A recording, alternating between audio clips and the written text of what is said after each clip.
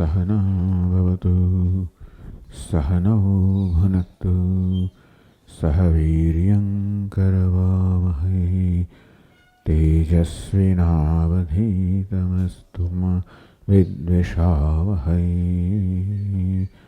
ॐ शान्ति शान्ति शान्तिः। ॐ पूर्णमदः पूर्णमिदं पूर्णात् पूर्णमुदच्यते पूर्णस्य पूर्णमादाय पूर्णमेवावशिष्यते। ॐ शान्ति शान्ति शान्तिः। श्रुतिस्मृतिपुराणानाम् आलयं करुणालयं नमामि भगवत्पादं शङ्करं लोकशङ्करं शङ्करं शङ्कराचार्यं केशवं बादरायणं सूत्रभाष्यकृतौ वन्दे भगवन्तौ पुनः पुनः। ईश्वरो गुरुरात्मेति मूर्तिभेदविभागिने व्योमवद्व्याप्तदेहाय दक्षिणामूर्तये। ॐ पार्थाय प्रतिबोधितां भगवता नारायणेन स्वयं व्यासेन ग्रथितां पुराणमुनिना मध्ये महाभारतम् अद्वैतामृतवर्षिणीं भगवतीम् अष्टादशाध्यायिनीम् अम्ब त्वामनुसन्दधामि भगवद्गीते भवद्वेषिणीम्। यं ब्रह्मा वरुणेन्द्ररुद्रमरुतः स्तुन्वन्ति दिव्यैस्तवैः वेदैः साङ्गपदक्रमोपनिषदैः गायन्ति यं सामगाः ध्यानावस्थिततद्गतेन मनसा पश्यन्ति यं योगिनः यस्यान्तन्न विदुःसुरासुरगणाः देवाय तस्मै नमः। श्रीभगवानुवाच इदं शरीरं कौन्तेय क्षेत्रमित्यभिधीयते एतद्यो वेत्ति तं प्राहुः क्षेत्रज्ञ इति तद्विदः। क्षेत्रज्ञं चापि मां विद्धि सर्वक्षेत्रेषु भारत। क्षेत्रक्षेत्रज्ञयोर्ज्ञानम् यत्तज्ज्ञानं मतं मम।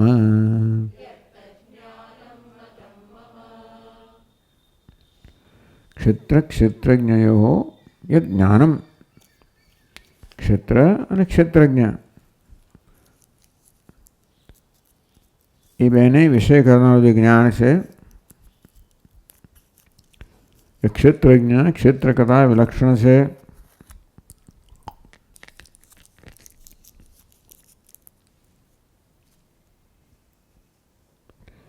ક્ષેત્રનો ચેતયિતા છે, ક્ષેત્રને જીવંતતા પ્રદાન કરનાર છે અને છતાં પણ સ્વતંત્ર છે, અસ્પૃષ્ટ છે. સાથે ક્ષેત્રજ્ઞ ચાપે મામ વિદ્ધિ અને ક્ષેત્રજ્ઞ સર્વનો ક્ષેત્રજ્ઞ છે, એ સર્વનો આત્મા છે, હું સર્વનો આત્મા છું. આ જ્ઞાન ક્ષેત્ર ક્ષેત્રજ્ઞયો જ્ઞાનમ. જોડે ટીકાકારીએ પણ કહ્યું કે ક્ષેત્રની કોઈ સ્વતંત્ર સત્તા નથી. તેથી ક્ષેત્ર ક્ષેત્રજ્ઞ ઈશ્વર વાસ્તવમાં એક જ છે. ઐક્યને પ્રગટ કરનારું આ જ્ઞાન, એ જ્ઞાન વિશેની ચર્ચા થઈ રહી છે. કે એક જ ભગવાન કે હું પરમ બ્રહ્મ સર્વના સર્વ ક્ષેત્રમાં જે રહેલો ક્ષેત્રજ્ઞ છું. એમાં જે ક્ષેત્રજ્ઞ અને બ્રહ્મ કે જીવ અને ઈશ્વર વચ્ચે ઐક્ય જે ત્યાં આગળ પ્રતિપાદિત કરવામાં આવ્યું, એ ઐક્યના સંબંધમાં જે બધી સમસ્યાઓ કે શંકાઓ જન્મે છે, જેને પ્રત્યક્ષ કહેવામાં આવ્યું, અનુમાન, શ્રુતિ વગેરે, સ્મૃતિ, એક પછી એક એ બધી શંકાઓને લઈને અહીંયા ચર્ચા થઈ રહી છે.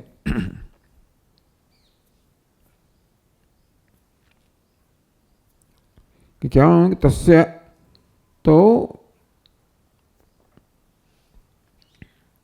સંસારસ્તુ અનાત્મધર્મ સન એવ અવિદ્યા આત્મની અધ્યારોપિત. સંસાર કહો, મર્યાદિતપણું કહો, મિથ્યાત્વ કહો, અલ્પતા કહો, એ અનાત્માનો ધર્મ છે અને ત્યાં શોભે છે. પરંતુ અવિદ્યા આત્માની અધ્યારોપિત થાય, એ અલ્પતા જે અનાત્માનો ધર્મ છે એને આત્મા પર અધ્યારોપિત કરીને આત્માને અલ્પ માનવામાં આવે છે.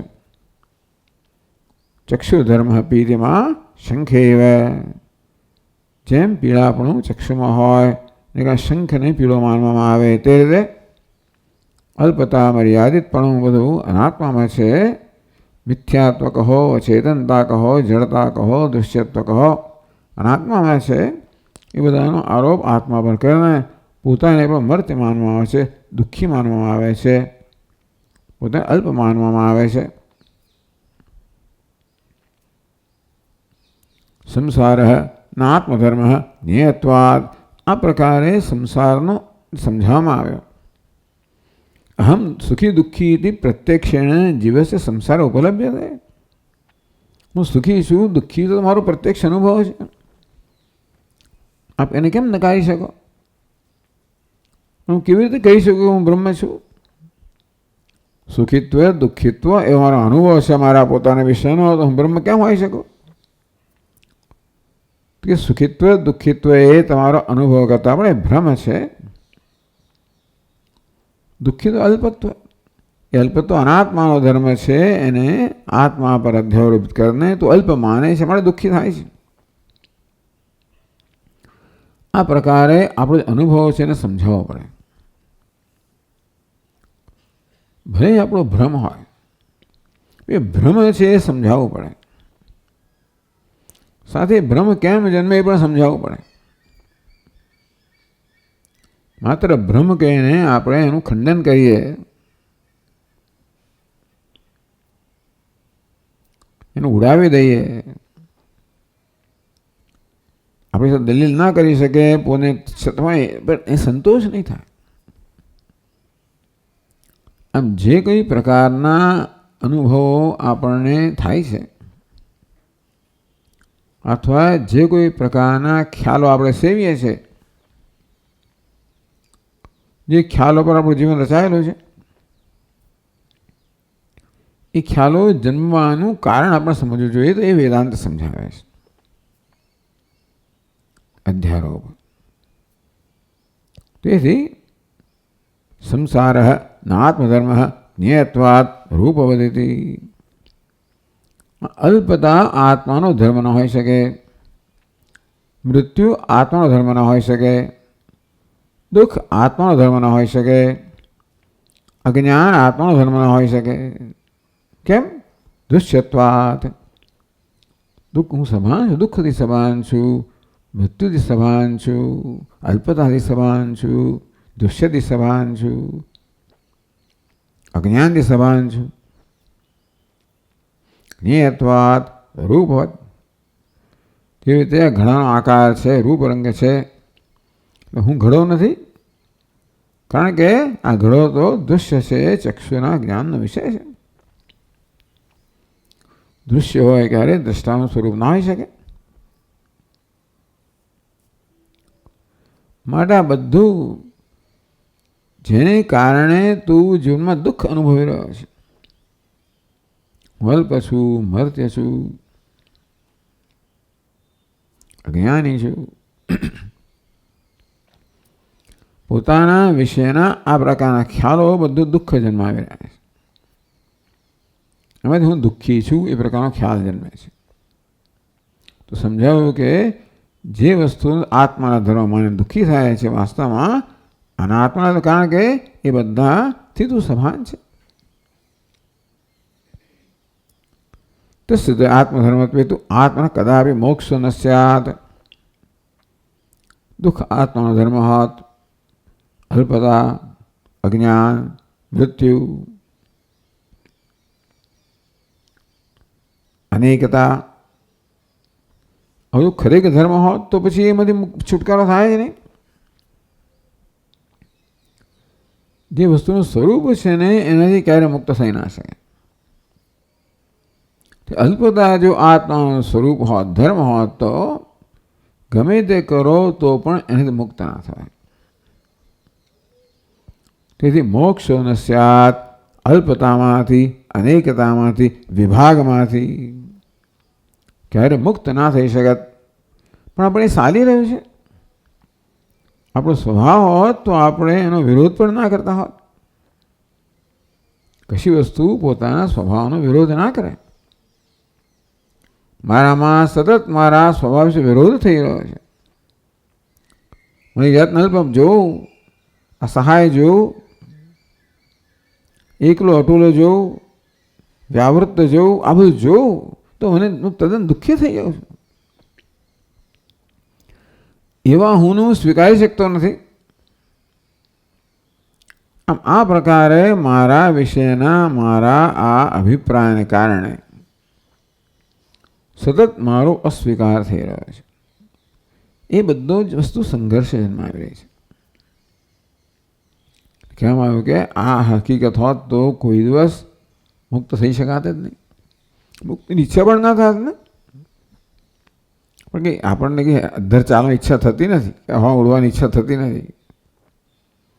હા, કોઈ સામાન્ય રીતે એની જરૂર નથી આપણને.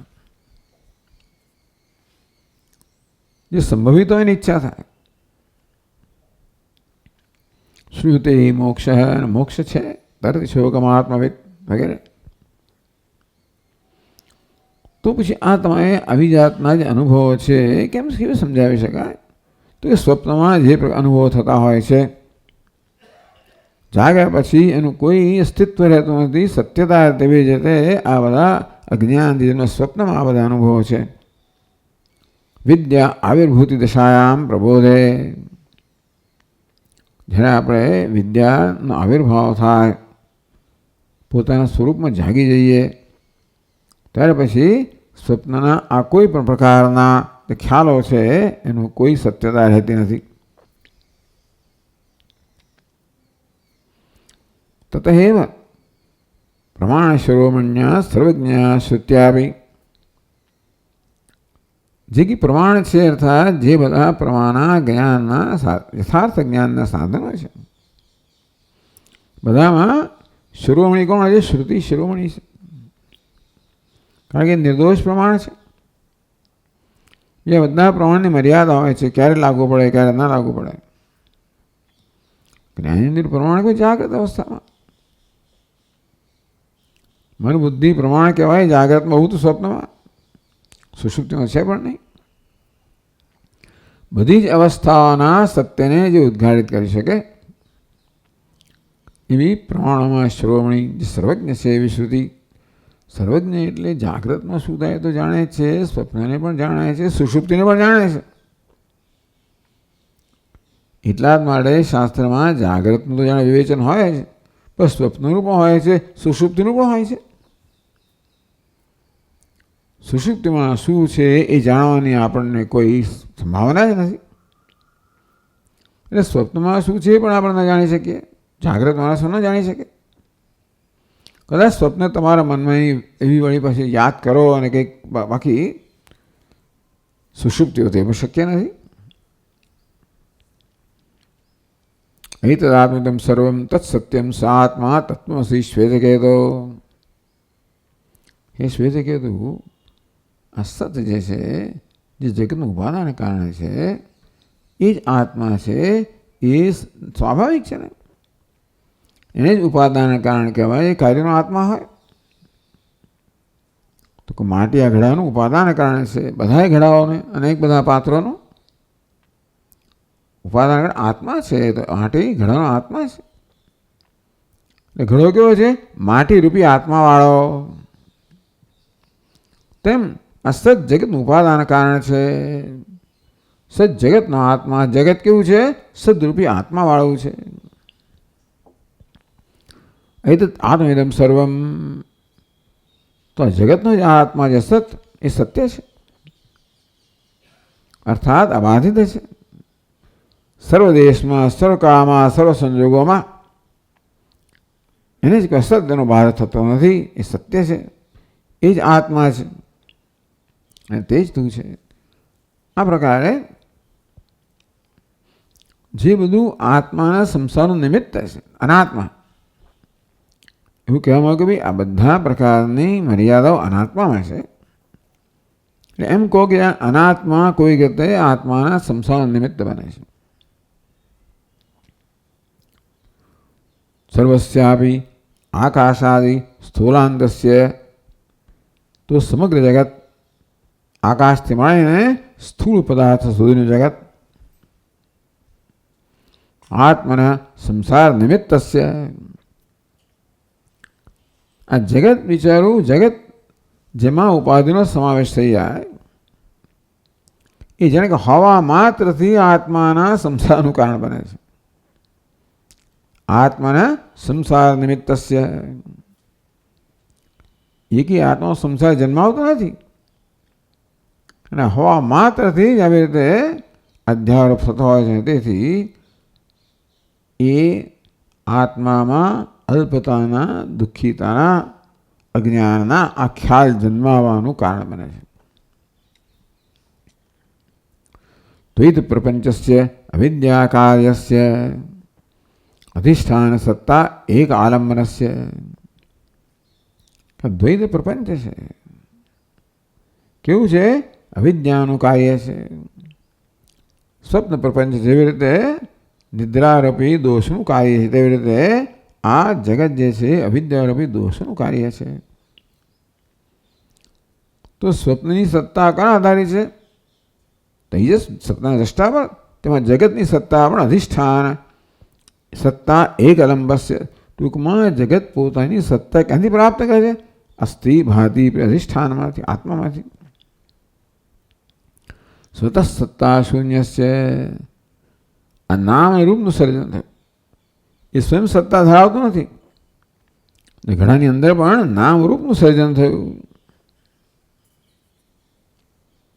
એ સ્વયં સત્તા, એ તો માટી સ્વયં, એ માટી વડે સત્તાવાન છે. અધિષ્ઠાન સત્તા એક આલંબનસ્ય.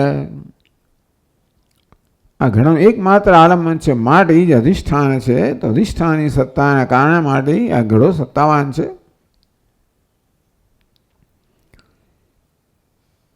સ્વતઃ સત્તા શૂન્ય. ઘડો કેવો છે? સ્વયં સત્તા શૂન્ય છે. એ પોતાની સત્તા માટીમાંથી પ્રાપ્ત કરે છે. તેમાં જગત આત્માની સત્તા પ્રાપ્ત કરે, હુંમાંથી સત્તા પ્રાપ્ત કરે છે. અહીં આત્મા સન્માત્રતમ બોધયિત્વા. આ પ્રકારે આ જગત માત્ર સત છે. સન્મૂલા સ્વયં પ્રજા સદાયતના સત્પ્રતિષ્ઠા. હું સતમાં છે, એનું આયતન સતમાં છે, સતમાં મળી જાય છે. એ સતમાત્ર છે. ભેદ હેતો વિશેષસ્ય અભાવાદ. બતાવવામાં આવ્યું કે જગતમાં જે કોઈ પદાર્થ છે ભલે એ બધા એકબીજા કરતાં ભિન્ન જણાતા હોય, પછી પ્રત્યેક પદાર્થ આ માત્ર ત્રણ રંગની અંદર જ નિવૃત્ત થઈ જાય છે. અપાઘાત અગ્નિ અગ્નિત્વમ વાચારંભણમ વિકારો નામધેયમ ત્રીણી રૂપાણી ઇત્યેવ સત્યમ. અગ્નિ શું છે? ત્રણ રંગ જ છે. આપણે લાલ, પીળો, વાદળી કહેતા હતા. હવે લાલ, સફેદ ને કાળો કહેવામાં આવ્યો. એ ત્રણ રંગોની સમગ્ર જગત સર્જાયું છે.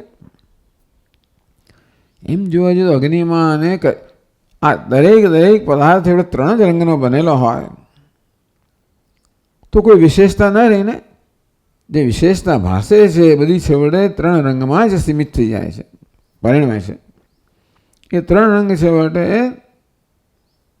બધું અન્નમાં, એ પાછું જળમાં, એ પાછું તેજમાં, એ બધું સતમાં. અને તેથી અંતતો ગત્વા બધા પદાર્થો પોતાની વિશેષતા ગુમાવી બેસે છે. આમ નિર્વિશેષ પર વિશેષતાનો અધ્યારોપ કરો, આમ સર્જન છે. એટલે આપણે જ્યારે અહીં વિરુદ્ધ પ્રક્રિયા કરીએ, વિપરીત રીતે આપણે જોઈએ તો આ બધી વસ્તુઓ ધીમે કાળમાં મળી જાય છે. અને તેથી આ રંગનું કોઈ અસ્તિત્વ જ રહેતું નથી, વિશેષતાનું અસ્તિત્વ રહેતું જ નથી. ભેદ હેતો વિશેષસ્ય અભાવાત.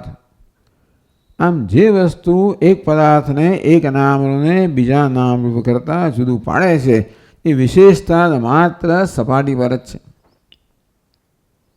વાસ્તવમાં એ વિશેષતાની કોઈ સત્તા જ નથી. ચિદેક રસસ્ય આત્મન. તો એ બધું છેવટે શું છે? આત્મા જે છે. ચિદેક રસ. પેલા સત કહેવામાં આવ્યું અને તત્વમાંથી તે તું છે. શ્વેત કીધું ચૈતન્ય છે, માટે તેને સત કહેવામાં આવ્યું. જગતનો કારણ કહેવામાં આવ્યું, અધિષ્ઠાન કારણ કહેવામાં આવ્યું. એ શ્વેત તે તું છે, એ જ ચિત્ત છે. ચિદાત્મન ચિદેક રસસ્ય આત્મન તત્વમસી બ્રહ્મત્વમ પ્રતિપાદ્યતે. શ્વેત કીધું ચિદાત્મા છે, એ જ સત છે, જગતનું અધિષ્ઠાન છે, બ્રહ્મ છે. આ પ્રકારે ચિદાત્મા અને બ્રહ્મનું ઐક્યનું બહુ સ્પષ્ટ પ્રતિપાદન છે. કોઈ પ્રકારની શંકાને ત્યાં સ્થાન નથી, એ પ્રકારે પ્રતિપાદન કરવામાં આવ્યું છે. શા માટે? બ્રહ્મણ અદ્વિતીય સિદ્ધ્યય. તો જ બ્રહ્મ અદ્વિતીય છે, તો બ્રહ્મની અદ્વિતીયતા તો જ સિદ્ધ થાય. તો પહેલા જ કહેવામાં આવ્યું સદૈવ સૌમ્ય ઇદમગ્રાસીત એકમેવાદ્વિતીયમ. કહેવામાં આવ્યું સત કહો, ચિત્ત કહો, બ્રહ્મ કહો, એક અદ્વિતીય ચિત્ત આ સર્વ છે. પછી આ પછીનો બધો ગ્રંથ છે એ સતની અદ્વિતીયતાને પ્રતિપાદન કરે છે. આમ બ્રહ્મણ અદ્વિતીયત્વ સિદ્ધ્યય. બ્રહ્મનું અદ્વિતીયત્વ સિદ્ધ કરવા માટે જે દ્વૈત ભાષે છે, ભાષે જ છે, મિથ્યા છે. જે બધું દ્વૈત કે વિભાગ ભેદભાવ અનુભવાય છે એ કોઈ રીતે અવિભક્ત જે તત્વ છે એને કોઈ પણ રીતે એના પર પ્રભાવિત કરતું નથી, કારણ કે આ મિથ્યા છે. એટલે એને કહેવામાં આવ્યું, સમજાવવામાં આવ્યું. પછી આપણે આગળ જઈએ 663 પાન પર 9મી પંક્તિથી. સતિદ્વૈતે તું અદ્વૈત શ્રુતિ સ્મૃતિના વ્યાકોપસ્યાદ. ચલો હવે બતાવવામાં આવ્યું કેવી રીતે શ્રુતિ અદ્વિતીયતાનું પ્રતિપાદન કરે છે. અદ્વૈત છે, મિથ્યા છે, સ્વપ્નમાં અનુભવાતા દ્વૈત જેવું છે, જે જાગ્યા પછી જેની કોઈ સત્તા રહેતી નહીં. તે રીતે આ દ્વૈત અનુભવી છે, પણ મહાન સ્વપ્નમાં અનુભવાતા દ્વૈત જેવું છે. અને જ્યારે જ્ઞાન આવિર્ભાવ થયા ત્યારે એની કોઈ સત્તા રહેતી નથી. એ સમજાવ્યું કેવી રીતે ઉપનિષદ અદ્વિતીયતાનું પ્રતિપાદન કરે સમજાવ્યું.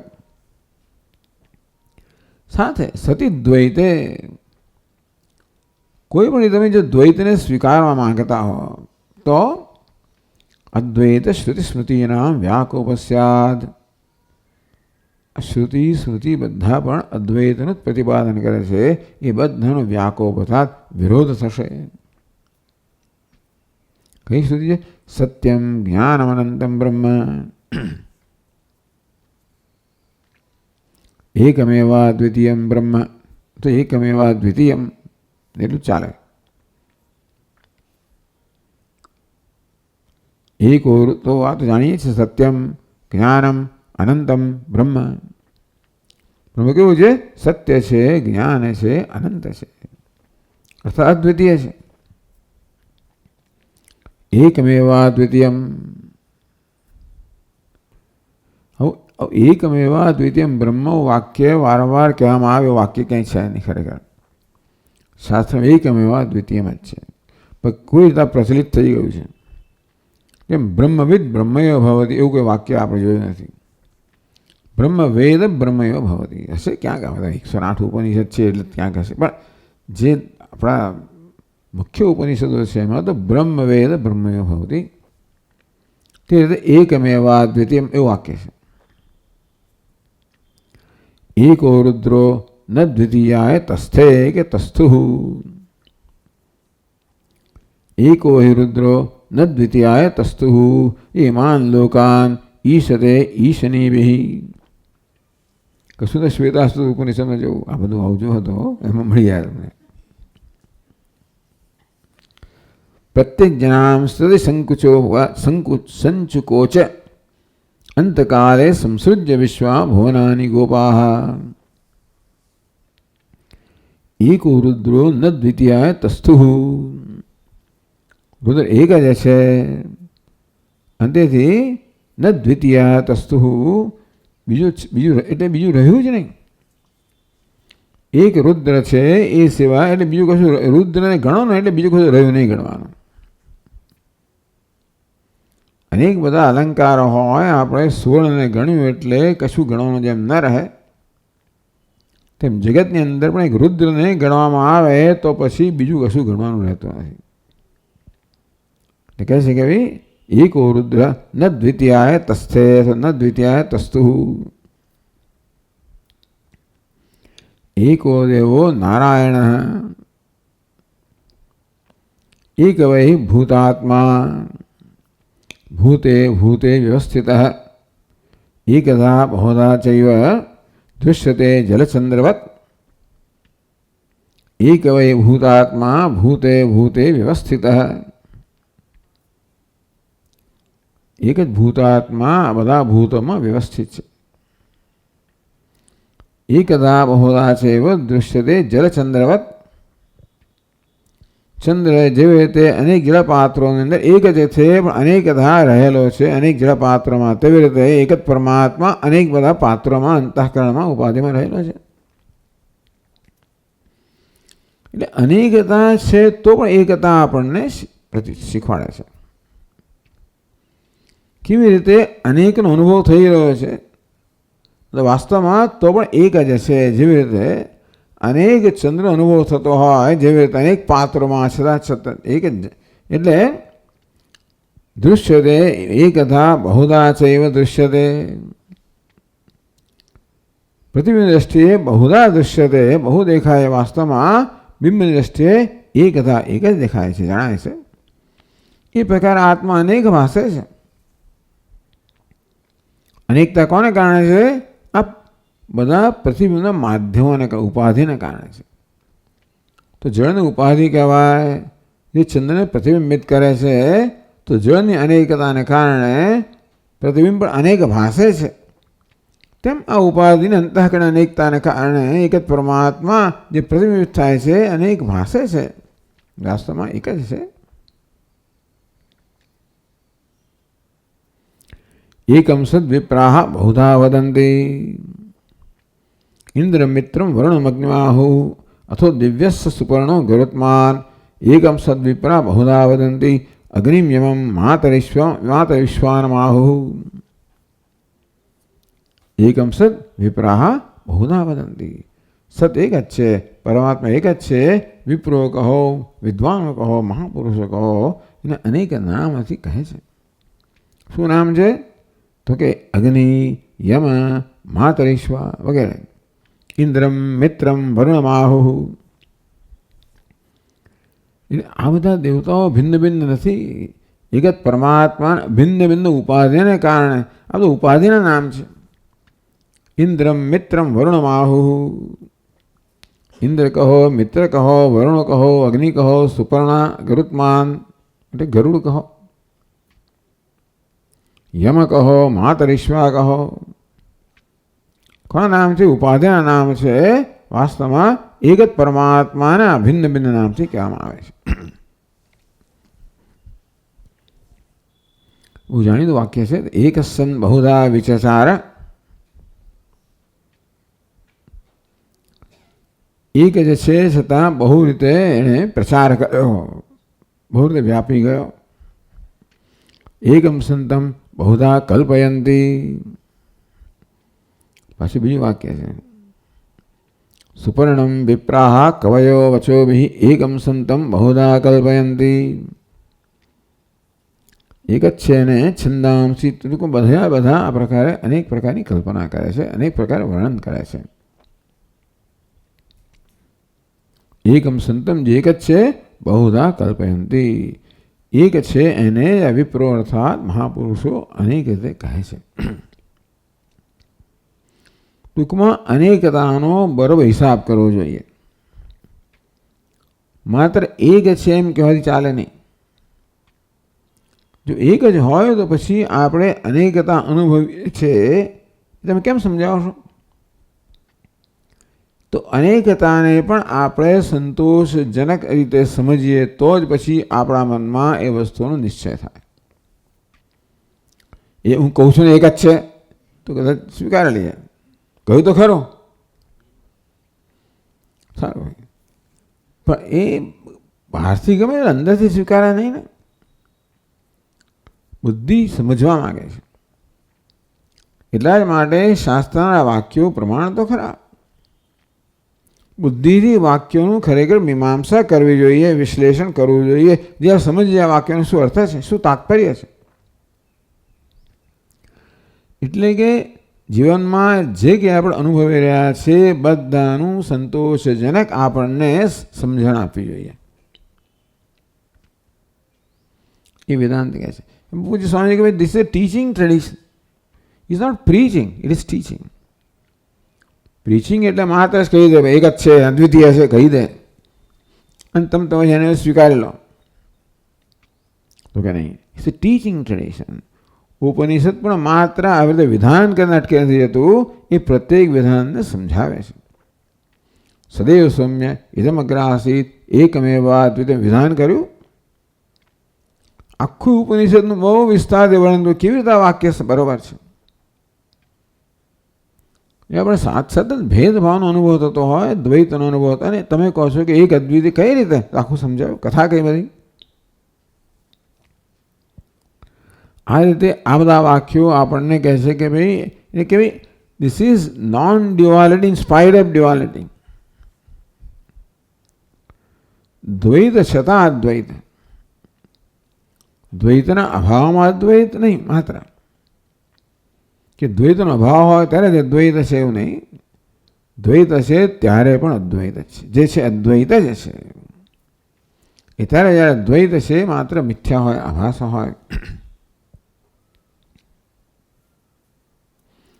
એકો દાધાર ભુવનાને વિશ્વા. એક પરમાત્મા અનેક બધા ભુવનોને ધારણ કર્યું. એકો દેહો બહુધા સન્નિવિષ્ટ. એક જ ભગવાન દેવતા છે, ભિન્ન ભિન્ન પ્રવેશ કરે છે. તમે એકોસી બહુન અનુપ્રવિષ્ટ. તું એક છે અને અનેકમાં પ્રવેશ કરેલો છે.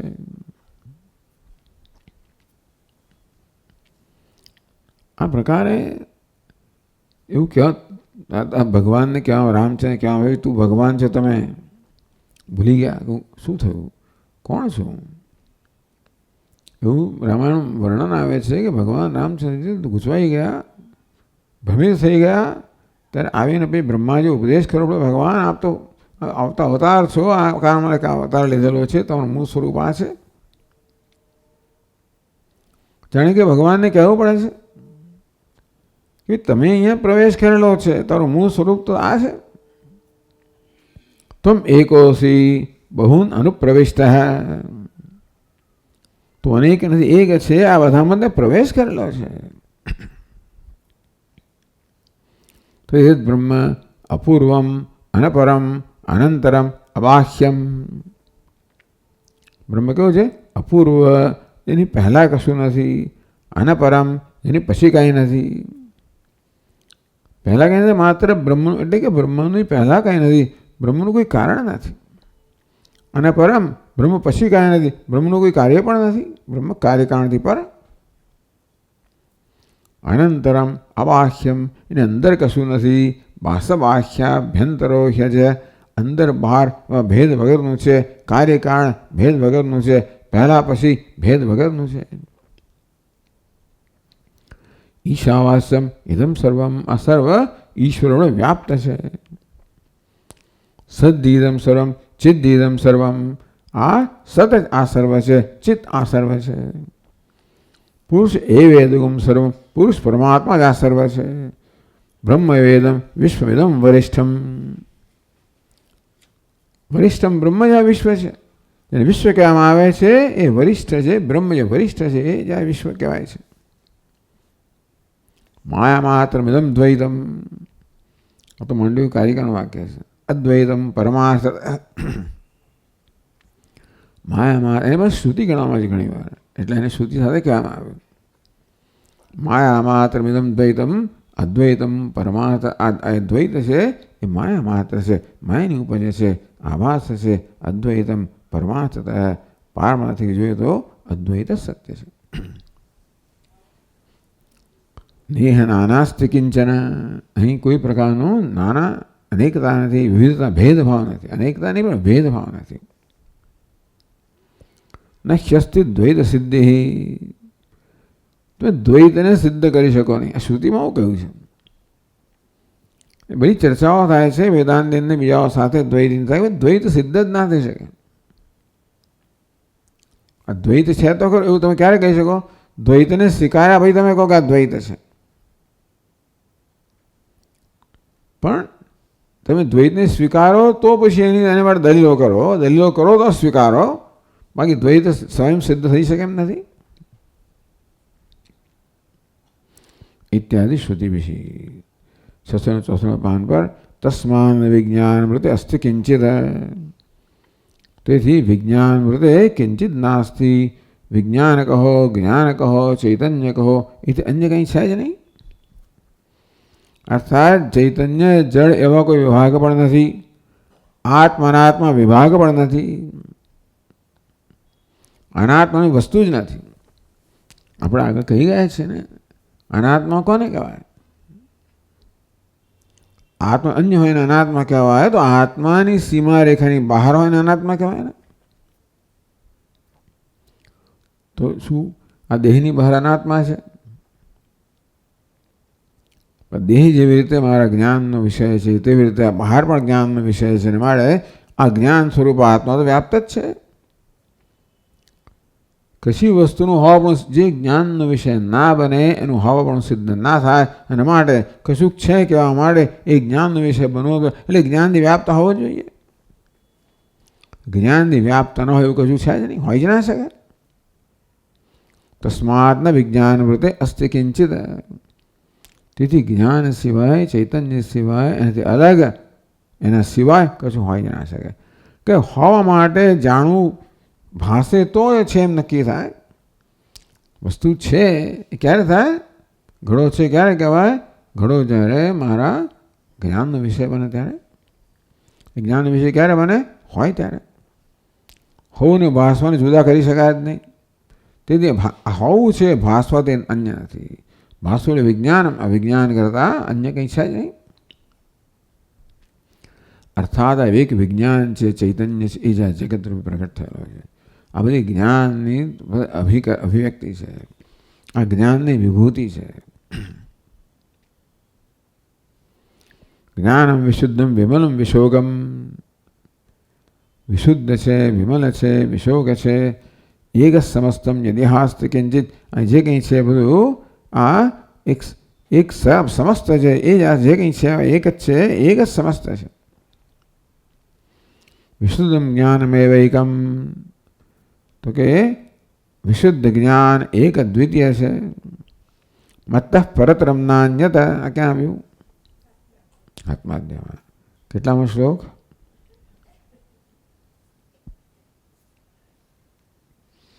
મત્તઃ પરતરમ નાન્યત કિંચિત અસ્તિ ધનંજય. હે ધનંજય, અન્ય કાંઈ નથી, બીજું કાંઈ નથી, ચઢિયાતું કાંઈ નથી, ઉતરતું કાંઈ નથી, એ હું એકમાત્ર છું. 7મો શ્લોક. વાસુદેવ સર્વમ એ ક્યાં આવ્યું? 7મા અધ્યાયમાં આવ્યું. બરાબર. શ્લોક નંબર નહીં પૂછ્યું. ચાલો. તો વાસુદેવ સર્વમ જે છે એ સર્વ વાસુદેવ છે. સર્વભૂતસ્થિતમ યોમામ એ ક્યાં આવ્યું?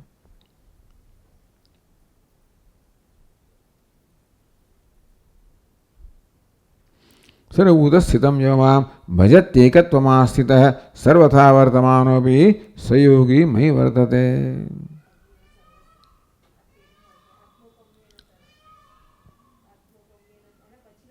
તેરમો અધ્યાય 5મો.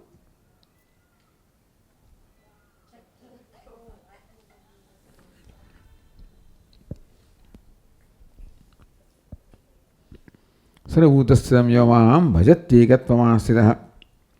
યોમામ પછી સર્વત્ર સર્વં ચ મયી પશ્યતિ તસ્યાહમ ન પ્રણશ્યામિ સસમે ન પ્રણશ્યતિ. સર્વભૂતસ્થિતમ યોમામ ભજત્યેકત્વમાં સ્થિતઃ. આમ સર્વભૂત સ્થિતમ બધા ભૂતમાં રહેલું જે મને છે, જેને આત્મરૂપે જાણે છે. વેદાર્થ પરમાદ્વૈતમ ઇત્યાદિ. તો વેદનો અર્થ શું છે? પરમ અદ્વૈતમ એ જ વેદનો અર્થ છે, એ જ વેદનો તાત્પર્ય છે. તાત્પર્ય શેમાં છે? પરમ અદ્વૈતમાં તાત્પર્ય છે. ઇત્યાદિ સ્મૃતિભિશ્ચ. અનેક બધા શ્રુતિના વાક્યો છે, અનેક બધા સ્મૃતિના વાક્યો પણ છે.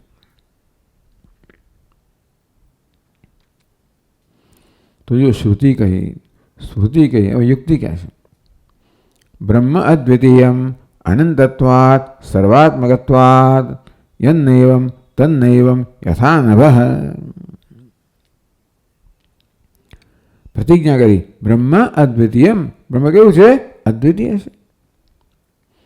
કોને અદ્વિતીય કહેવાય? દ્વિતીય છે જ નહીં. એક છે, દ્વિતીય વગરનો છે, એકમાત્ર છે. કેમ? કારણ કે અનંત તત્વાત બ્રહ્મની કોઈ સીમા રેખા નથી, અંત નથી. એ ક્યાંય એ પૂરું થતું હોય એવું નથી. દેશમાં, કાળમાં, વસ્તુમાં કોઈ રીતે બ્રહ્મનો અંત નથી, મર્યાદા નથી. બધાનો સમાવેશ કરે છે અને માટે એનાથી ભિન્ન કશું છે જ નહીં. બ્રહ્મ દ્વિતીયમ અનંતત્વાત. અનંત કેમ? સર્વાત્મકત્વાત. શું કહે છે? સર્વનો આત્મા છે. માટી કેવી છે? બધા પાત્રોનો આત્મા છે, પણ માટી કેવી છે? અદ્વિતીય છે. સુવર્ણ બધા અલંકારનો આત્મા છે, માટે સુવર્ણ અદ્વિતીય છે. પછી બંગડી બુટ્ટી બધા ગમે તે ગણો, એક સુવર્ણમાં બધાનો સમાવેશ થઈ જાય. યન્નૈવમ તન્નૈવમ યથા નભઃ. એ આ પ્રકારનો ન હોય, અદ્વિતીય ના હોય, અનંત ના હોય, અદ્વિતીય ના હોય, સર્વાત્મા ના હોય તો અદ્વિતીય ના હોય. યથા નભઃ. નભ છે ને અનંત નથી. ભલે આમ લાગે કે ભાઈ દેશની દ્રષ્ટિએ અનંત છે, પરંતુ નભનો આકાશની પણ ઉદ્ભવ થયો છે, એનું પણ સર્જન થયું છે, એનો પણ આદિ છે, એનો પણ અંત આવશે. વળી આકાશ છે એની પણ સુષુપ્તિમાં કોઈ અસ્તિત્વ નથી. એટલે ભલે આકાશને એ લોકો નિત્ય કહેતા હોય, અનંત કહેતા હોય, પરંતુ ખરે આકાશ એ કક્ષામાં ના આવી શકે. તેથી આકાશ અનંત નથી, સર્વાત્મક નથી, પણ અદ્વિતીય નથી. પછી બીજું કહે છે બ્રહ્મ દ્વિતીયમ વસ્તંત્ર શૂન્યત્વાત સુષુપ્તવત. ચાલો બીજા પ્રકારની યુક્તિ આપી. બ્રહ્મ દ્વિતીયમ, બ્રહ્મ અદ્વિતીય છે. કેમ? વસ્તુંતર વસ્તુ ભેદ નથી. એટલે શંકરાચાર્ય મહારાજે આવી ચર્ચા કરી તૈત્રીય ઉપનિષદમાં. સત્યમ જ્ઞાનમ અનંતમ બ્રહ્મ. આ સત્યમ જ્ઞાનમ શબ્દો સમજાવવામાં આવ્યા. પછી કહે છે શંકરાચાર્ય મહારાજ કે ત્યાર પછી એકદમ સર્જનનું વર્ણન થવા માંડ્યું. સત્યમ જ્ઞાનવંતમ બ્રહ્મ યો વેદ નિહિતમ ગુહાયામ પરમે વ્યોમન સો સ્નુતે સર્વાન કામાન સ બ્રહ્મણા વિપશ્યત ઇતિ. તસ્માદ વા એતસ્માત આત્મનઃ આકાશ સંભૂત. એ બ્રહ્મ જે આત્મા છે એમાંથી આકાશનો ઉદ્ભવ થયો, એમાંથી વાયુ એકદમ આવું કેમ શરૂ થયું? તો એ અનંત તત્વ છે એનું નિરૂપણ કરવા માટે. સર્વાત્મકત્વાદ ઉપાદાનના કારણે છે, સર્વનો આત્મા છે અને મળ અદ્વિતીય છે. અને તેથી એ વસ્તુમાં કેવું એનો વસ્તુ ભેદ નથી. ચાલો દેશમાં કોઈ મર્યાદા ના હોય, કામમાં મર્યાદા ના, પણ વસ્તુમાં મર્યાદા નથી. દેશ કાળ વસ્તુ પરિચ્છેદ શૂન્યમ. તો વસ્તુનો પરિચ્છેદ નથી. એ મને બતાવ્યું કે એક જ બ્રહ્મ કેવી રીતે આ બધી જ વસ્તુ બની ગયું છે. એક જ સોનું કેવી રીતે અલંકાર બનવા માટે ભલે એક બંગડી બીજા એક અલંકાર એક નામરૂપ બીજા નામ ભિન્ન હોય, પરંતુ સુવર્ણમાં કોઈ ભેદ નથી. એ અનંતતા બતાવવા માટે. વસ્તુંતર શૂન્યત્વાદ. બ્રહ્મથી બીજું કોઈ અન્ય વસ્તુ નથી. જેમ બધા અલંકારમાં સોના કરતાં બીજું કોઈ વસ્તુ નથી, તેવી રીતે જગતમાં અસ્થિ ભાંતિ પ્રિય કરતાં કોઈ બીજું નામરૂપ અનન્ય નથી. પછી સુષુપ્તવત. સુષુપ્તમાં કોઈ વસ્તુ નથી. ત્યાં તો શું થઈ ગયું? બધા પ્રકારના ભેદ છે વિલીન થઈ ગયા. ચાલો જેમ ઉત્પન્ન થાય વિલીન થઈ ગયા. તો સુષુપ્તમાં જેવી રીતે વસ્તુંતર નથી એ દૃષ્ટાંત આપે, તેવી રીતે જાગ્રતમાં કોઈ જગ્યાએ બ્રહ્મથી વસ્તુંતર છે, એની માટે અદ્વિતીય છે. એટલે યુક્તિભિશ્ચ શ્રુતિ સ્મૃતિ યુક્તિ બ્રહ્મણ અદ્વિતીયત્વમ પ્રતિપાદ્યતે. આ પ્રકારે શાસ્ત્રમાં બ્રહ્મના અદ્વિતીયતાનું પ્રતિપાદન થાય છે શ્રુતિ સ્મૃતિ યુક્તિ વડે. તસ્માત સર્વશ્રુતિ સ્મૃતિ પ્રસિદ્ધમેવ ક્ષેત્રજ્ઞસ્ય આત્મબ્રહ્મત્વમ. ભગવાનજી કહી રહ્યા છે ક્ષેત્રજ્ઞમ ચાપ્યમામ વેદ્ધિ સર્વક્ષેત્રેષુ ભારત. એ ભારત બધા ક્ષેત્રમાં બધી ઉપાધિ હું ક્ષેત્રજ્ઞ, હું આત્મા છું. આ ભગવાન કહે છે એવું પ્રસિદ્ધ વસ્તુ છે. માત્ર ભગવાન જ કહેતા હોય તો પછી આપણે પ્રશ્ન કરીએ, પરંતુ શ્રુતિ સ્મૃતિ યુક્તિ આ બધામાં પ્રસિદ્ધ છે. તસ્માત સર્વશ્રુતિ સ્મૃતિ પ્રસિદ્ધમેવ ક્ષેત્રજ્ઞસ્ય આત્મનો બ્રહ્મત્વમ. આ વાક્યમાં જે કહેવામાં આવ્યું એ બધી શ્રુતિમાં કહેવામાં આવ્યું છે કે ક્ષેત્રજ્ઞ છે એ જ સર્વનો આત્મા છે. બ્રહ્મ જ ક્ષેત્રજ્ઞ છે.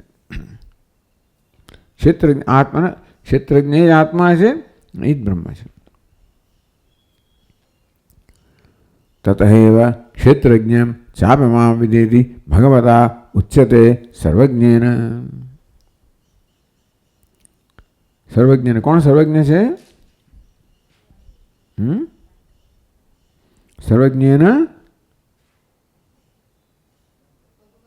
ભગવતા.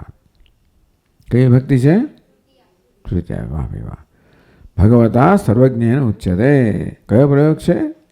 કર્મણી. ભગવાન જે સર્વજ્ઞ છે એમના વડે કહેવાય છે એવું કહેવાય. ભગવાન કહે છે. ગુજરાતીમાં આવા પ્રયોગ નથી, બહુ સંસ્કૃતમાં છે. પછી એનું ગુજરાતી ભાષામાં ભગવાન વડે કહેવાય છે જરા થોડું વિચિત્ર લાગે. ભગવાન કહે છે પણ અહીંયા એવું કહેવાય બહુ, એટલે એ કહેવાની બહુ સરસ રીતે છે. ભગવતા સર્વજ્ઞને ઉચ્ચતે. ભગવાન સર્વજ્ઞ છે એમના વડે કહેવાય છે. શું કહેવાય? ક્ષેત્રજ્ઞમ ચાપ્યમામ વેદ્ધિ. ભગવાન કહે છે હે અર્જુન, હું સર્વ ક્ષેત્રનો ક્ષેત્રજ્ઞ છું, સર્વના આત્મા છું, એ પ્રકારે તો મને જાણ.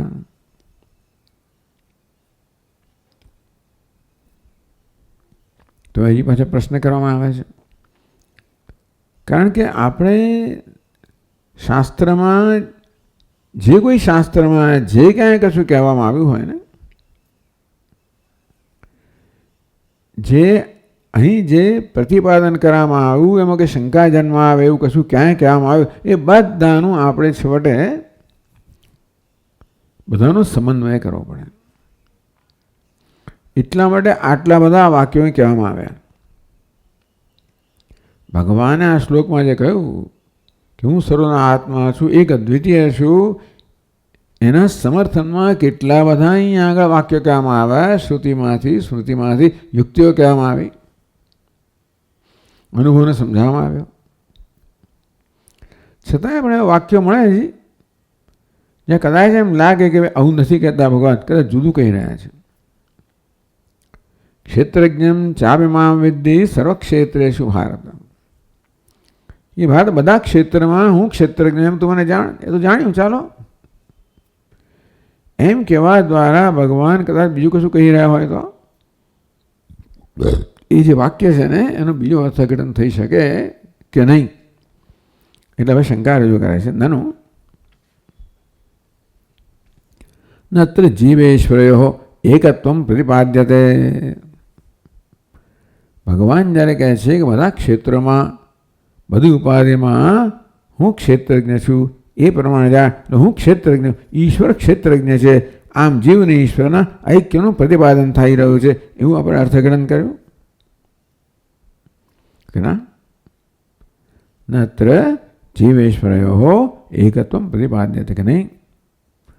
આ વાક્યમાં ભગવાન ક્ષેત્રજ્ઞ અને ઈશ્વરનું પ્રતિપાદન તો એકતા કહે છે, પણ જીવને ઈશ્વરની એકતા નથી કહેતા. શું કહે છે? બધી ઉપાધિમાં હું છું ક્ષેત્રજ્ઞ. ત્યારે કિંતુ ઈશ્વર સર્વભૂતાનામ હૃદયશેર્જુન તિષ્ઠતિ ન્યાયન. આ કોઈ ક્યાં આવે છે? વાહ, જોઈને આવે છે, ખબર છે, બરાબર.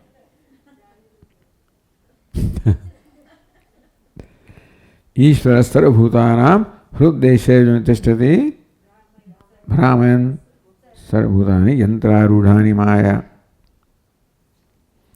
અર્જુન હૃદય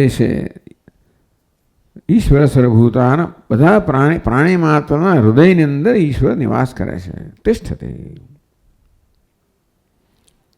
તો એ વાક્ય સમાન લાગે છે. ત્યાં શું કહે?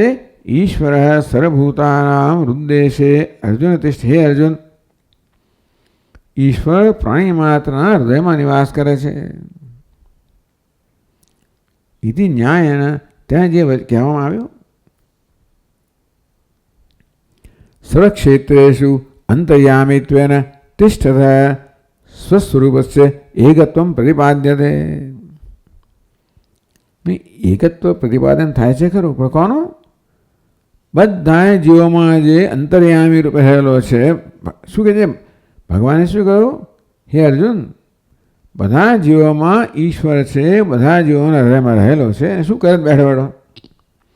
ભ્રામયન સર્વભૂતાની યંત્રારૂઢાની માયા. પ્રાણી માત્રના હૃદયમાં રહેલો ઈશ્વર બધા જ ભૂતોને જેવી રીતે યંત્ર પર પેલી કઠપુતલીની જેવી રીતે ઘુમાવવામાં આવે તેવી રીતે સમગ્ર જીવોને માયાથી ઘુમાવે છે. ઈશ્વરનું નિયંત્રણ કરે છે. ત્યાં ઈશ્વરને કેવો કહેવામાં આવ્યો? ભ્રામયન સર્વભૂતાની યંત્રારૂઢાની માયા. યંત્ર પર જેમ બધા આરૂઢ થયા હોય અને પેલો પછી જો યંત્રકાર હોય એ જેમ બધાને ફેરવે, તેવી રીતે ઈશ્વર પ્રાણી માત્રના હૃદયમાં બેઠેલો છે. ત્યાં બેસીને બધાને ફેરવે છે, ચલાવે છે. જન્મ મૃત્યુના ચક્રની અંદર બધાને ઘુમાવે છે. તે ઈશ્વરનું વર્ણન કેવું કરવામાં આવ્યું? નિયંતા છે, બધું નિયંત્રણ કરે છે. એ અંતર્યામી કહેવામાં આવ્યો. તો આ પ્રકારે અમુક આ વૈષ્ણવ વગેરે ભગવાનને નારાયણ અંતર્યામી કહે. એ કહું અંતર્યામી બ્રાહ્મણ છે. ક્યાં છે? બૃહદારણ્યક ઉપનિષદમાં. બરાબર. તો હવે એ કહેવામાં આવ્યું છે, એને માટે આ પ્રકારના વાક્યો આધારભૂત ગણવામાં આવે છે. અને બૃહદારણ્યક ઉપનિષદમાં અંતર્યામી બ્રાહ્મણ છે એને પણ આધારભૂત ગણીને કહે છે કે અંતર્યામી એક છે બધાના. જે પૃથ્વીમાં તિષ્ઠન અપ્સુ તિષ્ઠન, જે પૃથ્વીમાં રહીને, જળમાં રહીને, અગ્નિમાં રહીને, સૂર્યમાં, ચંદ્ર બધામાં રહીને નિયંત્રણ કરનારો છે. આમ અંતર્યામી અંતસ્સન યમયતિ, અંદર રહીને નિયંત્રણ કરનાર, બધા હૃદયમાં રહીને બધાનું નિયંત્રણ કરનાર અને અંતર્યામી કહે, એની એકતા પ્રતિપાદન કરવામાં આવે છે. ક્ષેત્રજ્ઞમ ચાવિમા વેદ્ધિ સર્વક્ષેત્રેષુ ભારત. હે ભારત, બધા ક્ષેત્રમાં હું જ અંતર્યામી, એક જ અંતર્યામી બધા ક્ષેત્રમાં છું. એ પ્રકાર અર્થઘટન થાય. એટલે કહે છે ભાઈ તમે કહો છો એવું નથી, તમે કહો છો કે વાક્યમાં જીવ અને બ્રહ્મનું ઐક્યનું પ્રતિપાદન. નહીં, બધા જ અંતરની અંદર એક જ અંતર્યામીની એકતાનું પ્રતિપાદન થઈ રહ્યું છે. સમજ પડી? સ્વસ્વરૂપસ્ય એકત્વ. ભગવાન કે હું કોણ છું? અંતર્યામી છું. આમ ભગવાન અંતર્યામી માનવામાં આવે છે તો બધાની પ્રાણી માત્રના ભૂત માત્રના અંતરમાં અંદર રહીને બધાનું નિયમન કરનાર. એ પૃથિવ્યાન તિષ્ઠન ત્યાં શરૂ થયું, તો પછી અહીંયા આદિત્ય તિષ્ઠન વગેરે વગેરે. એ પૃથિવ્યામ તિષ્ઠન પૃથિવ્યાંતર યમ પૃથ્વી ન વેદ યસ્ય પૃથ્વી શરીરમ ય પૃથ્વીમ અંતરો યમયતિ એ સદે આત્મા અંતર્યામી. અમુક ત્યાંથી શરૂ થયું. પૃથ્વીયામ તિષ્ઠન, તે પૃથ્વીમાં રહીને પૃથ્વી અંદર છે, જેને પૃથ્વી જાણતી નથી, પૃથ્વી જેનું શરીર છે, જે પૃથ્વી અંદર રહીને પૃથ્વીનું નિયંત્રણ કરે છે, એ અંતર્યામી છે. એ તારો આત્મા છે. અંતર્યામી અમૃત. બૃહદારણ્યક ઉપનિષદમાં આ પ્રકારે યાજ્ઞવલ્ક્ય ઋષિ ઉપદેશ કરે છે. એટલે અહીંયા આગળ પૂર્વ પક્ષી એમ કહે છે કે આ વાક્ય જીવ અને બ્રહ્મના ઐક્યનું પ્રતિપાદન કહે છે એવું નથી. આ વાક્ય એમ કહે છે કે બધામાં એક અંતર્યામીના એકત્વનું પ્રતિપાદન કરે છે. ન્યાયેન સર્વક્ષેત્રેષુ અંતર્યામિત્વેન તિષ્ઠતઃ. ભગવાન કહે છે બધા જ ક્ષેત્રમાં બધી જ ઉપાધિમાં હું અંતર્યામી રૂપે રહેલો છું. સ્વસ્વરૂપસ્ય એકત્વમ પ્રતિપાદ્યતે. એમ હું મારા અંતર્યામીપણાનું ભગવાન કહો છે એનું સ્વરૂપ અંતર્યામી છે. અંતર્યામી બધા ભૂતોમાં રહેલો છું. એમ અંતર્યામીની એનું એકત્વનું પ્રતિપાદન થાય છે. ભગવાન કે અંતર્યામી છું સ્વસ્વરૂપસ્ય. આમ ભગવાન અંતર્યામી મારું સ્વરૂપ છે અને અંતર્યામી હું જ બધામાં બધા જ ક્ષેત્રમાં રહેલો છું. આ રીતે અંતર્યામીની એકતાનું પ્રતિપાદન થાય છે, જીવન બ્રહ્મની એકતાનું નહીં. સર્વભૂતેષુ અંતર્યામી ઈશ્વર એકવેતિ મૂઢાનામ ઈશ્વર એકત્વ વિજ્ઞાનાયતિ ચેત. એ લોકોને ઈશ્વરનું જ્ઞાન થાય. શું જ્ઞાન થાય? સર્વભૂતેષુ અંતર્યામી ઈશ્વર એક એવ. બધા જ ભૂતોમાં અંતર્યામી એક અંતર્યામી છે, એક ઈશ્વર છે જ અંતર્યામી છે બધા જ ભૂતોમાં. એ પ્રકારે મૂર્ખ લોકોને ટૂંકમાં અનેક નથી ભાઈ. એક અંતર્યામી બીજો એવું નથી. બધા જ ભૂતોમાં ઈશ્વર છે. કોણ છે? અંતર્યામી છે. બધાનું નિયંત્રણ કરનાર છે. એક જ છે. આ પ્રકારનું જ્ઞાન કે વિવેક પ્રદાન કરવા માટે આવું કહેવામાં આવ્યું છે. મૂઢાનામ ઈશ્વરની એકતાનું પ્રતિપાદન કરવામાં આવે છે, જીવ અને બ્રહ્મની એકતાનું નહીં. તમે સમજો, વિચાર કરજો આ શું કહે છે. ક્ષેત્રજ્ઞમ ચાપ્યમામ વેદ્ધિ સર્વક્ષેત્રેષુ ભારત. એ ભારત બધા ક્ષેત્રમાં હું જ એક ક્ષેત્રજ્ઞ છું. એટલે આપણે કહ્યું કે એમ કહીને ભાવા હું એટલે બ્રહ્મ, હું ક્ષેત્રજ્ઞ છું. આમ બ્રહ્મને ક્ષેત્રજ્ઞનું, બ્રહ્મને આત્માની એકતાનું પ્રતિપાદન કર્યું એવું આપણે કહીએ. એ શું કહે? બધા ક્ષેત્રમાં હું જ છું, અંતર્યામી છું, ઈશ્વર છું, એક છું. આમ અંતર્યામી રહેલો બધો એ હું સર્વમાં એક જ અંતર્યામી રહેલો છું. એ અંતર્યામીનું એકત્વ પ્રતિપાદન છે, જીવ અને બ્રહ્મના એકત્વનું નહીં. આ પ્રકારે આ વાક્યનો અર્થ કરવામાં આવ્યો.